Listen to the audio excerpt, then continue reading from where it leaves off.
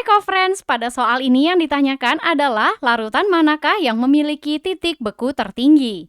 Sifat koligatif larutan adalah suatu sifat larutan yang hanya dipengaruhi oleh jumlah partikel zat terlarut. Ada 4 macam, yang pertama adalah penurunan tekanan uap, kemudian yang kedua adalah penurunan titik beku atau delta TF.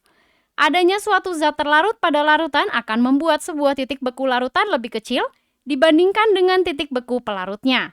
Inilah yang akan berkaitan pada soal ini. Yang ketiga adalah kenaikan titik didih, kemudian yang keempat adalah tekanan osmotik. Konsep awal sifat koligatif larutan adalah adanya konsep larutan, larutan elektrolit dan non-elektrolit.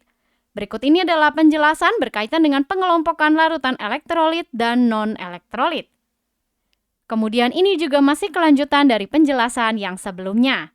Selanjutnya, rumus yang digunakan pada soal ini adalah delta TF sama dengan M dikali KF dikalikan I. Rumus yang lainnya adalah delta TF sama dengan TF0 dikurangi dengan TF. TF0 adalah titik beku pelarut murni, TF adalah titik beku larutan.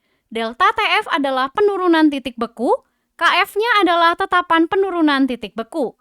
Kemudian M di sini adalah molalitas larutan, I-nya adalah faktor Van Hoff. Berkaitan dengan molalitas adalah perbandingan antara jumlah mol zat dalam setiap kilogram pelarut. Rumusnya adalah sama dengan N dikali 1000 per P dengan masing-masing keterangannya. Kemudian kita perlu mengasumsikan beberapa poin pada soal ini. Yang pertama adalah jenis pelarutnya adalah sama, yaitu air. Kemudian volume pelarut adalah sama dengan volume larutan. Selanjutnya massa jenis dari larutan diasumsikan adalah 1 gram per mili.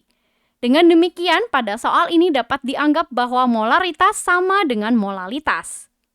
Semua zat terlarut adalah senyawa kovalen nonpolar yang termasuk dalam larutan non-elektrolit sehingga tidak terionisasi, dan nilai I atau faktor Van Hoff-nya adalah sama dengan 1. Kemudian kita akan menggunakan rumus ini, di mana tadi diketahui jenis pelarutnya adalah sama, maka nilai KF-nya adalah sama. KF air adalah 1,86 derajat Celcius per molal. Dengan demikian, perhitungan delta TF akan bergantung pada nilai molalitas. Titik beku tertinggi artinya adalah yang memiliki perubahan penurunan titik beku terendah. Kemudian harus kita buktikan masing-masing ke dalam perhitungan, dimulai dari poin A yaitu glukosa 0,05 M, yang artinya sama dengan 0,05 molal. Dengan rumus ini dapat kita hitung untuk delta TF-nya, kemudian dapat kita peroleh juga untuk nilai TF-nya adalah minus 0,093. Pada poin B adalah glukosa 0,1 M sama dengan 0,1 molal. Selanjutnya diperoleh nilai TF-nya adalah minus 0,186 derajat Celcius. Pada poin C adalah sukrosa 0,1 molal. Kemudian dari perhitungan dengan rumus yang sama diperoleh nilai TF-nya adalah minus 0,186 derajat Celcius.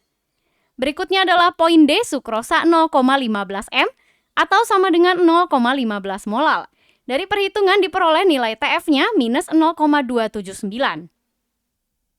Yang terakhir adalah poin E yaitu urea 0,15 M atau sama dengan 0,15 molal. Dimasukkan angka-angkanya ke rumus diperoleh nilai TF-nya adalah minus 0,279 derajat Celcius. Dari perhitungan ini kita dapatkan bahwa yang memiliki titik beku tertinggi adalah larutan glukosa 0,05 M. Jawaban yang tepat adalah poin A. Sampai jumpa di soal selanjutnya.